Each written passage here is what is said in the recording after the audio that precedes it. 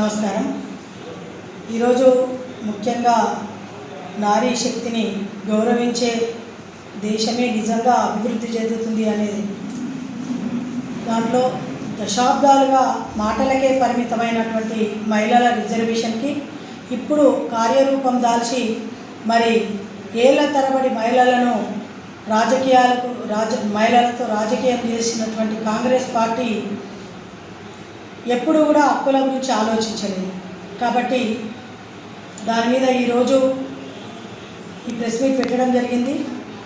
ప్రతిసారి కూడా కాంగ్రెస్ పార్టీ మహిళలకు న్యాయం చేస్తాం, మహిళలకు హక్కులను కల్పిస్తాం, మహిళలకు 33% కల్పిస్తాం అని చెప్పుకుంటూ వస్తుందే తప్ప ఏ రోజు కూడా వాళ్ళకి న్యాయం చేయలేదు. కానీ మన దేశ ప్రధాని నరేంద్ర మోదీ గారు మాత్రం నారీ శక్తి వందన్ అధినియం ద్వారా మహిళలకు 33% ఇచ్చి రాజకీయ ప్రాతినిధ్యం కల్పిస్తూ చరిత్ర సృష్టిస్తున్నటువంటి వారు మన దేశ ప్రధాని నరేంద్ర మోదీ గారని చెప్పాల్సినటువంటి అవసరం ఎంతైనా ఉంది. ఇది కోట్లాది మంది ఆడబిడ్డలకు వాళ్ళ ఆశలు, ఆకాంక్షలు, వాళ్ళ యొక్క ఆత్మగౌరవం కల్పిస్తూ మన అందరికీ కూడా భారత రాజకీయాల్లో మహిళలకు భాగస్వామ్యాన్ని పెంచే మహత్తర సంస్కరణ ఇది. కాబట్టి ఈరోజు మోదీ గారు ఏ విధంగా అయితే మహిళల పట్ల ఒక గౌరవంతో ఈ 33% తీసుకొస్తున్నారో దాన్ని ఎందుకు అనంటే మనం ఇంట్లో కూడా చూస్తాం. మన ఇంట్లో ఒక మహిళ లేకపోతే ఆ రోజు అంతా కూడా ఇబ్బందికరంగా ఉంటాయి. కానీ ఆ ఇంట్లో ఒక మహిళ పాత్ర ఉందనుకోండి, పొద్దున అన్నీ కూడా సమకూరుతాయి. అదేవిధంగా ఈరోజు మన కుటుంబాన్ని ఏ విధంగా అయితే నడిపిస్తారో అదేవిధంగా అలాంటి బాధ్యతతోటి మహిళలు కూడా అన్ని రంగాలలో వస్తూ మహిళలు కూడా రాజకీయాలలో ఈరోజు వస్తే దేశ పరిస్థితి ఇంకా కూడా సమర్థవంతంగా ఉంటుంది, అభివృద్ధి పథకంలో పోతుంది, సమర్థవంతంగా నడిపిస్తారు అని మనల్ని ఈరోజు 33% ఇవ్వడానికి మోదీ గారు ముందుకొచ్చారు. కానీ దశాబ్దాలు గడిచినా కూడా మహిళా రిజర్వేషన్ గురించి మాటలు మాత్రమే వినిపించి మాటలు మాత్రమే మాట్లాడి కానీ సమయం వచ్చినప్పుడు సరి అయిన టైంలో మాత్రం ఈ కాంగ్రెస్ పార్టీ అమలు చేయకుండా ధైర్యం చేసేది కాదు, ముందుకు ఒక అడుగు వేసేది కాదు, మహిళలకు న్యాయం చేసేది కాదు. కానీ ఈరోజు ఏదైతే మాట ఇచ్చిందో ఆ మాట తప్పకుండా మన పెద్దలు గౌరవనీయులు దేశ ప్రధాని నరేంద్ర మోదీ గారు మాత్రం ఇచ్చిన మాట తప్పకుండా ఈరోజు నరేంద్ర మోదీ గారు మాత్రమే ఈ 33%ను అమలు చేయడానికి మరి తీసుకున్నటువంటి ఈ నిర్ణయాలను మనం ఆ మహిళా లోకం అందరూ కూడా గర్వించదగ్గటువంటి విషయం అని చెప్పి తెలియజేస్తున్నాం. మరి ఎన్ని ఏళ్ళైనా కూడా హక్కులు ఇచ్చేవాళ్ళు కాదు, హక్కులు ఇచ్చే టైంకి మాట్లాడుతూ మేము అండగా ఉన్నాం, మేము మహిళా పక్షాన ఉన్నామని చెప్పుకున్నటువంటి ఈ కాంగ్రెస్ పార్టీ టైం వచ్చేసరికి ఎప్పుడు కూడా వెనకంజనే వేసేది. కానీ ఆ విధంగా కాకుండా ఈరోజు దేశ ప్రధాని ఇచ్చిన మాటను తప్పకుండా ముందుకెళ్తున్నటువంటి మన దేశ ప్రధాని నరేంద్ర మోదీ గారు అని చెప్పి తెలియజేస్తున్నాను.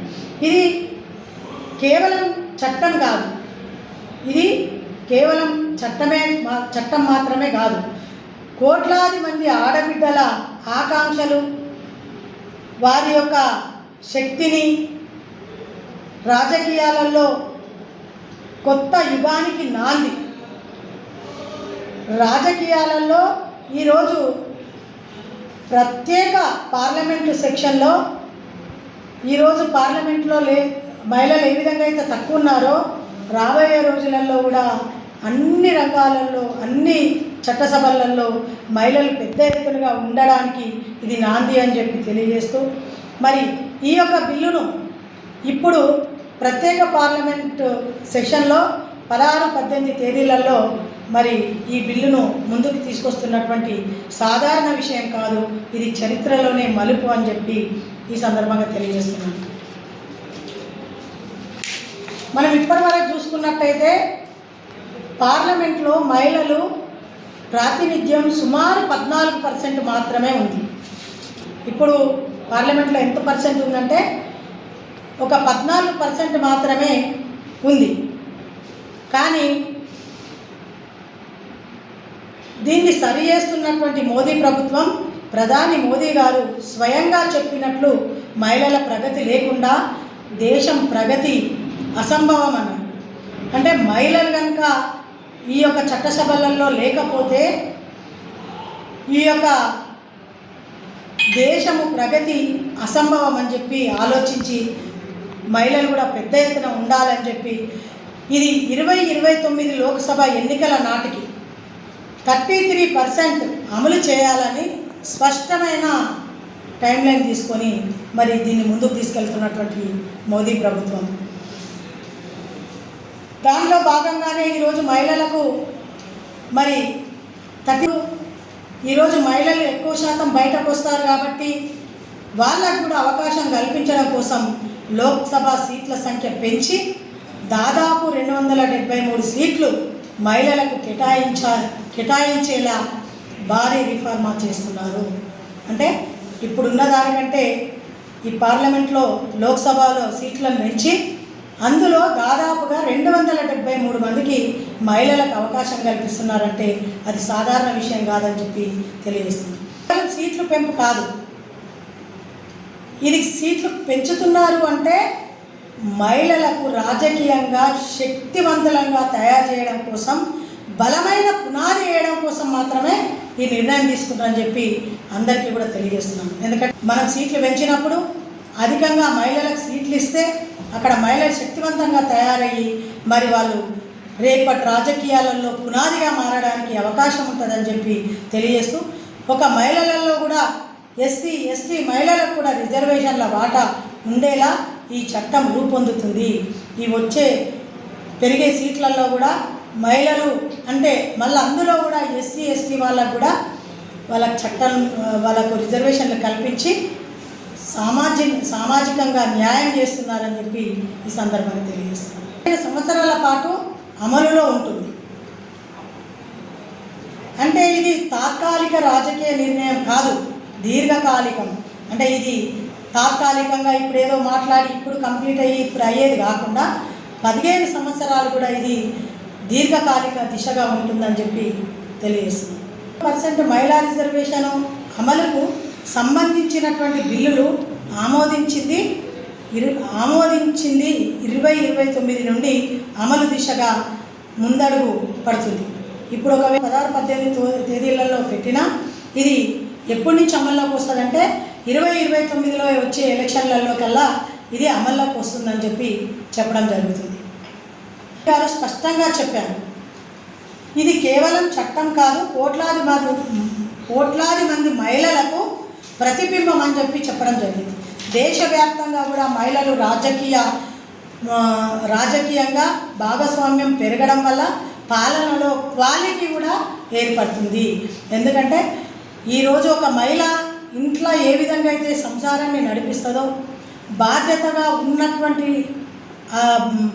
ఒక వచ్చినటువంటి శాలరీని ఎంత వచ్చినా అంతలో కుటుంబాన్ని ఏ విధంగా అయితే క్వాలిటీగా తన బాధ్యతగా ఆ కుటుంబాన్ని ఏ విధంగా అయితే నడిపిస్తుందో, అదేవిధంగా ఈరోజు మహిళలు కనుక రాజకీయాలలోకి వస్తే ఒక మోసం లేనటువంటి పరిపాలన, క్వాలిటీ అయినటువంటి పరిపాలన, ఈరోజు మహిళలు ఉంటే అండగా ఉండేటువంటి పరిపాలన పెరుగుతుందనే ఉద్దేశంతో మరి దీన్ని తీసుకురావడం జరిగింది.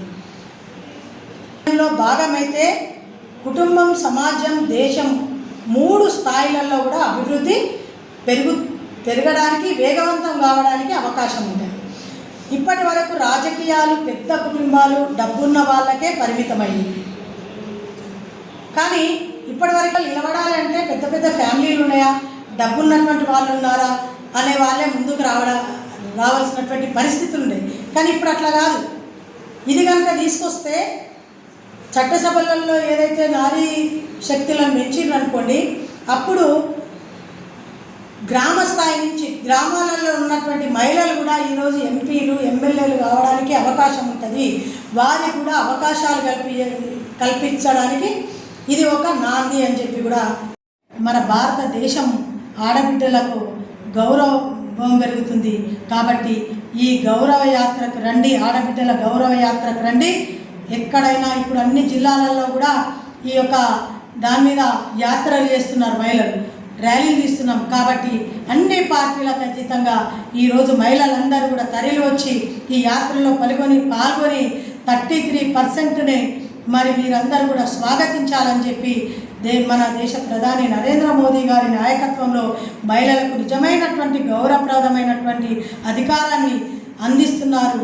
దాన్ని స్వాగతిద్దామని చెప్పి తెలియజేస్తూ సంగారెడ్డి జిల్లా పార్టీ తరఫు నుండి మహిళా లోకానికి అందరికీ కూడా ఒకటే విన్నపించుకుంటున్నాం. ఈ జరిగే ర్యాలీలలో అందరు మహిళలు పార్టీలకు అతీతంగా మహిళా లోకాన్ని చాటుకునే విధంగా ఈ యొక్క యాత్రలలో పాల్గొనాలని చెప్పి తెలియజేస్తూ భారత్ మాతాకి జై జై.